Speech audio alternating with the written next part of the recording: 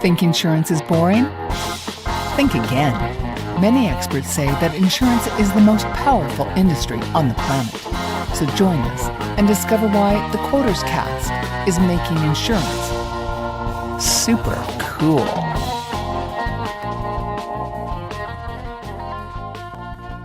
Welcome to the QuotersCast. My guest today is the owner of SEOOptimizers, and you can find him at SEOOptimizers.com. He's been in business since 2007 and has worked at a variety of companies. He now has his own business, and he's an expert in digital marketing, and he specializes in helping small and medium-sized businesses. He's got a degree in business marketing, and so I'm happy to welcome Brandon Leibowitz. Hey, Brandon. Thanks for having me on today. Sure. So let's jump right into this because I'm a new insurance agent and budding financial advisor, although I'm clearly not new to life. And I'm also not new to digital marketing. And I think a lot of people think that digital marketing is putting up a few social media posts and kind of calling it a day. So I'm wondering if you can summarize for us, for people, exactly what is digital marketing? What does that involve? Well, it's just getting you in front of your target audience when they're online. So making sure that if you're, whatever your product or service is that you're offering, that when people are searching for it, that you pop up and get their attention, whether it's through email, social media, paid ads, doing SEO, just having a good website that looks clean and optimized, or just anything online with digital is, or on the internet is going to be digital, versus offline would be like traditional radio, TV type of advertising, magazines and things like that. All right. Okay. Well, I built my first website in 2015. And, unlike you, I haven't been part of companies, but it's a lot of work. And I've kind of taught myself off the internet. And so if somebody's like me, who's an individual who wants to actually get clients from the internet, what would be sort of the bare bones that they can start with without having to go through all these hours of learning? You just got to figure out who your audience is and where are they. That's number one, is trying to figure out, are they on social media? Are they on Google? Are they on Yelp? Where are they? Amazon, where are they? And then you build a strategy around that, because it's all about knowing who your audience is and how to be in front of them. Because if you try to be everywhere, you're going to spread yourself too thin and it's not going to work. You just need to figure out where exactly your audience is and how to engage with them in that platform. Okay, that's an excellent point. So how does somebody go about finding out that information? Well, you just got to take a step back. Think, if you're looking for your product or service, where would you go? If you're looking for a dentist, are you going to go on Instagram? Probably not. You're probably going to go on Google or Yelp, find them there, and then check out their social media for social proof. But probably going to find them first on Google or Yelp or some other directory. So that's where you just got to think, if you're looking for your product or service, where would you go? Talk to other people, friends, family, try to get ideas from other people where they would go. Look at your competition, see where they're active. Are they active on social? Are they active on email? Are they active on their website? Are they posting daily on their blog, weekly on their blog? Are they never posting on their blog? So kind of gives you ideas of how and what's working for your competition, because really you want to look at your competitors, see what they're doing, incorporate what's working into your own strategy, and that's going to hopefully get you to the level that they're at.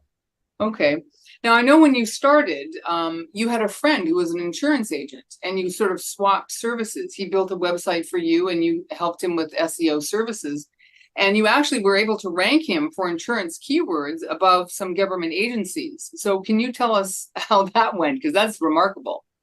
Yeah, so that was back in 2007, and less competition means it's easier to rank on Google. The more competition, the more people you're competing with, the more time it's going to take to rank up there. So nowadays it's much more competitive because anyone can build a website. There's not really a barrier of entry. Like back in 2007, you need to know coding and you know, like Dreamweaver or like HTML and all this stuff, which I didn't know that. And someone helped me build a website and I did their SEO. And by going in, doing all the things that Google's looking for, which is like putting keywords in different areas, building backlinks, that got Google to trust them and rank them for those keywords. And still similar strategies to this day. It's changed a lot how they look at keywords and backlinks, but for the most part, it's pretty much the same thing that works in 2007 for today. I mean, it's changed a lot of little nuances and like mobile and site speed and usability and all these other things, but for the most part, the basic fundamentals are still kind of good quality content, and good quality backlinks are going to get Google to trust you and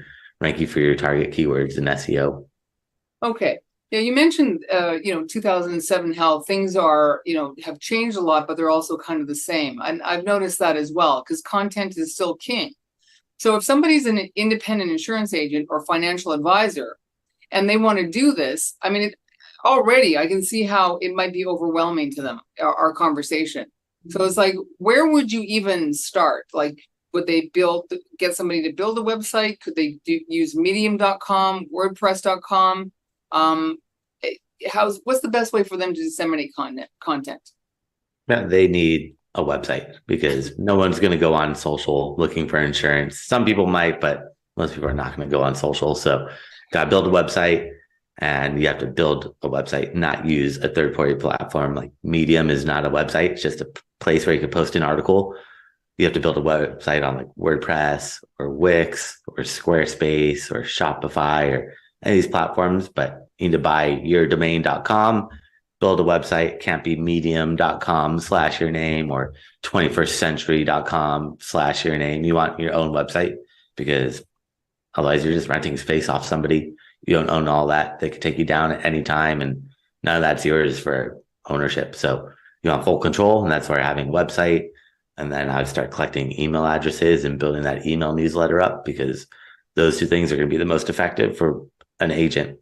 Social is going to be good for like trust, building trust up. Once someone's been to your website, they're going to want to check you out for social proof. But if you're trying to just get new clients, website, email, that's going to be the most effective. Okay. All right. So can you explain to people what is schema and how do you get it going on your website? Schema is a coding language that Google, Bing, Yahoo, and all these platform or search engines made like 10, 15 years ago. And it's just a way to enhance your website. Right. So sometimes if you search on Google, if you search for like a recipe, you'll see the recipes shown in the search results. You don't have to click to the website.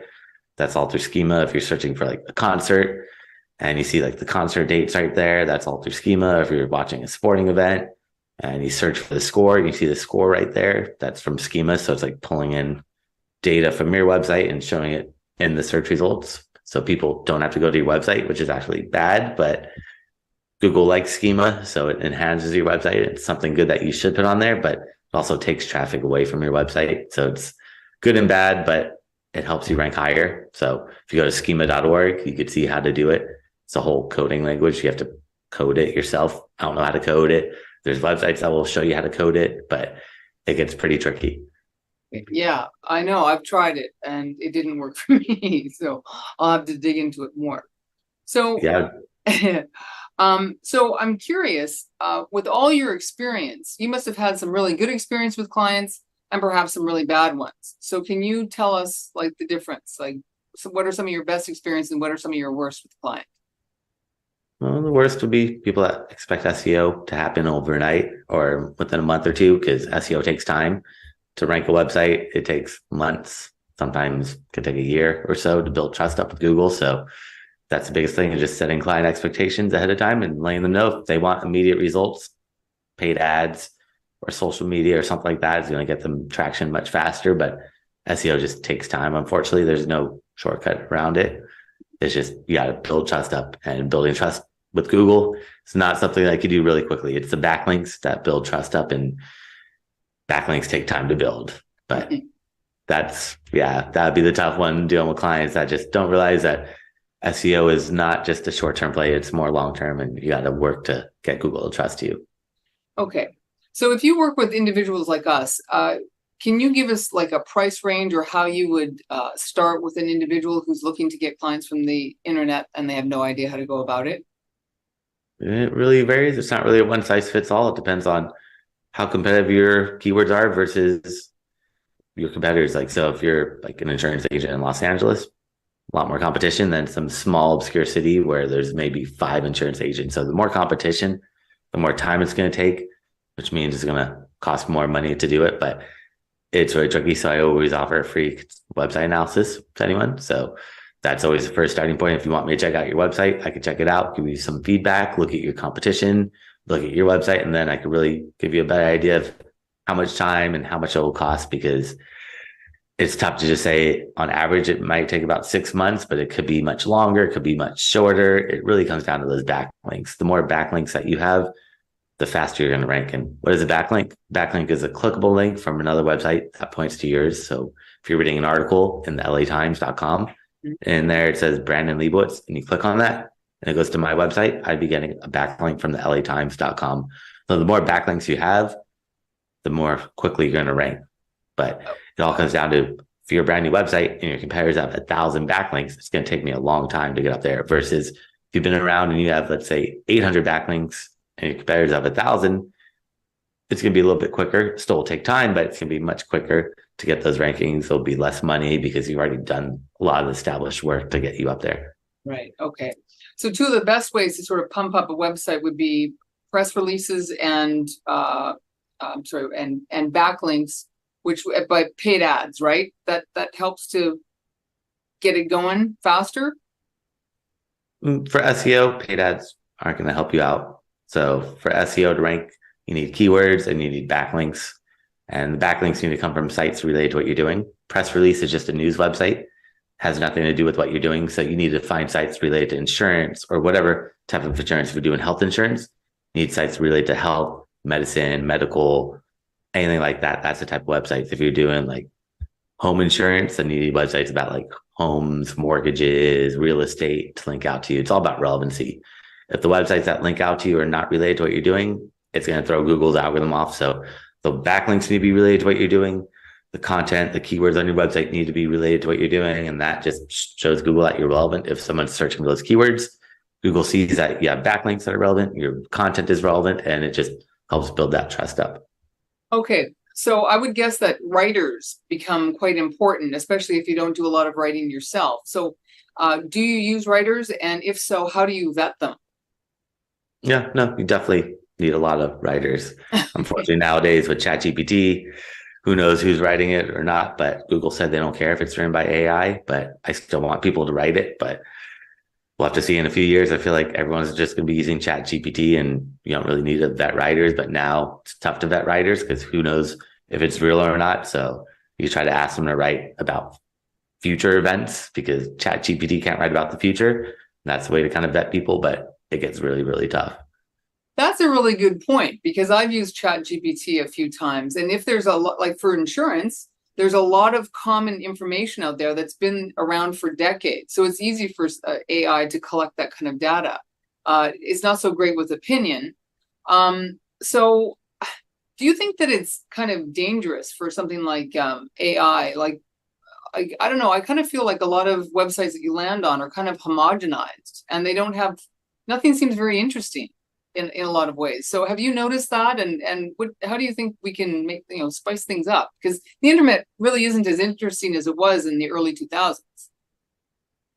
I feel like everyone's just going to social for entertainment. That's why. So if they're looking for entertainment, they're going on social media and getting sucked into those feeds and getting lost in those algorithms. But websites nowadays need to be simple because everything is shifted towards mobile. And if you have a bunch of stuff going on the device on your mobile, I mean, your screen is much smaller. So that also makes it tougher where they have to kind of strip down everything. So that's probably why it's not as engaging as it used to be, all that flash and other stuff, music and intros, but people don't really like that stuff. Huh. That's a good point. So if you're on mobile, what would you consider a good front page? Like maybe a headline with a video? And that's it, or a simply written article with headlines, which does better. You need to put like a value proposition at the top, letting people know what's in it for me, what are the benefits I'm going to get from using your product or service, and then have a couple bullet points or a video or something where it's easy to digest really quickly and not read a 5,000 word article, and having a call to action right there above the fold. So all that stuff should be at the top before they scroll down is value proposition, a call to action, like a phone number or a contact form, or if you're selling products, a buy now button or add to cart, and then just some details. Okay. Did you say a 5,000 word article? Is that what I heard you say? Well, sometimes people put 5,000, 10,000 word articles on their website because the more text you have, usually the more Google's going to reward you and rank you higher. Well, it used to be the case in the past. So people just write really, really long articles. Wow. Well, that almost sounds like an ebook, like giveaway, that length actually. So maybe that's something that they'd want to do as well. Is that, I guess, an option? Does that still work, PDF giveaways? Yeah, but it's also, you got to think, like, depending on what they're searching for. If you're searching for like what's 2 plus 2, you probably could get away with just writing 100 words. But if you're like writing an article about how to change your car engine out, then you could probably write 5,000 words about it because it's just so detailed. So it's all about just knowing the intent behind that search and that keyword and how much text needs to be there to fulfill that user's pretty much that question. If it's really in depth, then like how was the universe started, then you could just go on and on and on for thousands and thousands of words. But if it's something really basic, like what are the latest styles for tennis shoes in 2023 or something like that, it could be a couple hundred words or something like that. I noticed that you have a subdomain on Buzzsprout, which I think is very interesting. SEOoptimizers.buzzsprout.com. Number one, how did you get that? And what's the benefit behind it? Well, Buzzsprout is just a podcast platform that distributes your podcast. So you just sign up, they give you that, and that's just where your podcast is hosted. So if you're doing podcasts and you want distribution, or like Buzzsprout or Podbean, I forget the other ones, but there's a few of them that get your podcast out to everywhere. Like Podbean, I think, is another one. Yeah. They give you that subdomain, but that's just their way of giving you a website-ish, but that's not really a website. That's not a web. You need yourdomain.com, like brandonleibowitz.com, SEOoptimizers.com. If it's SEOoptimizers.medium.com, that's not mine. SEOoptimizers.facebook.com, or no, that's mine. That's Facebook or these other platforms. Right. Yeah, no, I use Podbean as well, but I thought Buzzsprout was connected to BuzzFeed. I guess I'm wrong about that. Oh, yeah, no, they're separate. Okay, they're separate. All right, that's fine. Okay, so so I know SEO, you must, you geek out on it every day. And SEO, when you're in it and doing it, it seems like it's a bit of a grind. And so what do you do for like real fun? How do you disengage? Well, definitely get that work-life balance and disconnect, get away from the computer, go out. I live in LA near the beach, so go down to the beach or hiking, snowboarding, skateboarding, traveling. Just, yeah, definitely enjoy going to the beach since it's so close. And that's a nice way to disconnect and get away from everything and not be stuck on your computer all day long. That's the biggest thing. That's great. Yeah. No, that's excellent. So you mentioned travel. So do you get to work when you go away? Is that something you still keep up, or do you want to unplug when you go on vacation? No, I want to unplug, but it doesn't really happen. So when you have your own company, it never really ends, but it would be nice one day to hopefully unplug, but hasn't happened yet. All right. Wow. Okay. So you've been on your own doing SEOoptimizers.com for a little while. Before that, you worked for other companies. So how long have you been grinding away with SEO optimizers, and what's the future look like for you? Yeah. Started in 2007. So been doing that, but worked full time, and then would just get 1 or 2 freelance clients here or there, and then built that up and really pushed it maybe like 5 or 6 years ago to really go all in. But before that, I was just happy to work full time and have a couple extra clients here or there to make some extra money. But now I'm just going to keep building it up and building it and growing it as much as possible and really putting all my efforts into it. Good for you. Excellent. So how big is your team? Right now, probably about like 10-ish people. Okay. And do they work directly with you, or are they freelancers? Are they around the world? A little bit of both. Writers, kind of are freelancers. The writers, just let them write when they want to. So I'll give them, here's 20 articles, write at your own pace. The more you could do, the more work I could give you, because there's just so much content writing. So, but yeah, I'll make sure everyone's, especially the writers, have to be in the United States, not going to have some other countries writing content, because I've tried that in the past and it does not work. Got to have good quality content. Content is one of the most important things for Google, and you have to have good, high quality content. So got to make sure everyone's native English speakers. They know what they're talking about. They know the nuances of English and all the little technicalities that come along with it. Okay. So what is a day in the life of an SEO digital marketer like yourself? What does that look like? Do you spend mostly your time on the phone with clients, or are you doing like, I don't know, you tell us. I'm not sure. No, it's probably all over the place. Speaking to clients, then doing work, learning, researching, testing things out, seeing if there's new things that pop up, new strategies or new tools that could help make things more streamlined. But yeah, it's a lot of trial and error, testing things out, and then client meetings and reporting, things like that. Okay. All right. So what are some of your favorite SEO tools? Probably well, Google Search Console. It's a free tool from Google. It shows you what keywords you rank for. It's like Google Analytics is a free tool for analytics, and they have Search Console, which is for SEO. That just shows you a ton of data about SEO from Google, but that one's free. But the paid ones would be like Ahrefs or Moz or SEMrush, one of those backlink checkers. Got to have something that checks backlinks. Doesn't matter which one you use. Either of those are really good. You just got to pick one of them. And they do so many features now. It's like they'll do backlinks, they'll do keyword research, they'll track what your position is. They can see what position you're in for your keywords week over week, month over month. So they kind of become like a Swiss Army knife where you buy one of those tools and they'll do a lot of things for you, but there's so many other tools that help speed things up and automate them. But really the backlink checker, you need something to check backlinks. That's the most important thing for SEO is building backlinks and looking at your competitors' backlinks and making sure you have more quality backlinks than your competition. Okay, that's a great point. That's great. So who are some of your digital marketing heroes, like somebody like Neil Patel or Gary Vaynerchuk? Are they people that you follow and try and emulate? Yeah, definitely. I mean, those are more digital marketing, but for SEO, there's like Matt Diggity or like Matt Cutts as like the head of web spam from Google. So hearing what they have to say, or John Mayer and some other people that are or Loomer about SEO, kind of hearing what they say and reading their perspectives. But for digital marketing, the ones that you mentioned are good for more general, but it depends what you're looking for. If you're trying to find like someone for paid ads, then I'd find someone that really knows paid ads, or someone that knows SEO. I'd go for more of like the SEO specialist, because it's tough to really know everything. They just give you more higher level kind of strategies, but they don't know like in depth in the weeds for those specific like SEO or social media. They know more of the higher basic level kind of strategies. Okay. So do you attend masterminds or conventions to get to some of the latest SEO techniques? Stay up on that? Yeah, any way possible. The more you learn, the better. So you can't just be stuck in your bubble. You got to be talking to other people, bouncing ideas off them, and getting ideas from other people that you probably never really thought would work or would not work, and they're going to give you those insights. Right. So a lot of people in your position at this stage in your career would be writing a book or offering courses. Is that something that's on the table for you? Yep, that is courses. Been teaching courses since 2013. So been doing that and just, yeah, offering more courses and just trying to figure out, yeah, what people are looking for nowadays, but definitely going to keep putting courses out. Okay, excellent. Where can people find them?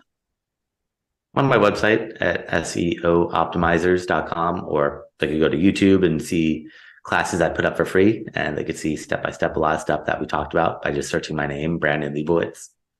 Okay, excellent. So we're coming to the end here. Do you have any specific tips for new insurance agents and financial advisors who want to get online and get some clients? I'd just be patient with it and really just think about who your audience is. Are they going to be on Facebook? Probably not. I'm sure it works for some agents, but you really got to think like, who is my audience and where are they? Google, people are searching, they're showing intent. They're actively looking. Social, you're just kind of browsing. People, you're interrupting people based off interest and demographics that they might want to use your services in the future, or they might have used it in the past, but doesn't mean they want it now. So social is still good. I'm not saying don't do it, but if you have to pick and choose, you got to really think, all right, where are my clients and where are they going to be searching and how do I get in front of them? And that's probably going to be Google, having your own website, and just be patient with it. It takes time. It's not immediate, but as long as you keep doing the right things over time, you know, start seeing that traffic come in, but don't expect immediate results. Unfortunately, if you want the immediate traction, run paid ads and you'll start getting that traction right away. And if you're running paid ads, I would still probably go on Google, because people are searching on Google. Whereas on social media, you're just kind of interrupting them, and social is cheaper for a reason. You're not getting that same quality as Google, where they're looking like someone's searching on Google for life insurance agent. They're looking, or near me, they're probably looking for a life insurance agent right now, versus someone that you have all these demographics or age, their interest, their income level, and you run some ads to them on social media. They might want to use your services, but it's not necessarily true. That's a good point. That's a really good point. And I was thinking, we've been talking about Google a lot, but there's lots of other search engines. And I've heard that some people have had success with Bing. Do you switch up the search engines? Do you suggest that other people do that? I mean, over the years, I've looked at analytics, probably 20 to 80% of the traffic comes from Google. Bing might bring 1%, Yahoo might bring 1%. Oh, is that all? DuckDuckGo might bring 0.5%, Brave might bring 0.5%. Then the rest comes from social media, email, people just typing your website in directly, paid ads. But I've never seen a website get more traffic or Google bring in more traffic to a website than any other search engine. Google just kind of runs the show. But if you know your audience is on a different platform or a different search engine, you could try to optimize for that. But if you optimize for Google, you should be good for the most part for the other search engines. They all have different algorithms. They're slightly different, but for the most part, they're still looking at the main things like content, backlinks, the same signals. It's just a little bit different how they put weight to each one. Like Google might say, all right, backlinks count for more. Bing might say, all right, backlinks count for almost the same amount, but we're not going to give the same weight to backlinks as we do social signals or whatever else they're looking at, site speed, things like that. Okay. All right. Well, that's great. Thank you very much for being here, Brandon. And if somebody wants to contact you, what's the best way to do that? So anyone that wants to learn more, I create a special gift for them if they go to my website at SEOOptimizers.com. That's SEOOptimizers.com/gift. They can find that there along with my contact information and a bunch of classes that I've done over the years. I've thrown up for free so they could see step by step how to do a lot of stuff that we talked about. And also, if they want a free website analysis from an SEO point of view, they could book some time on my calendar there as well for free. Oh, that's very nice of you. Well, that's wonderful. Thank you very much. I appreciate it. And I wish you much continued success. Likewise. Thanks for having me on today. Thank you, Brandon.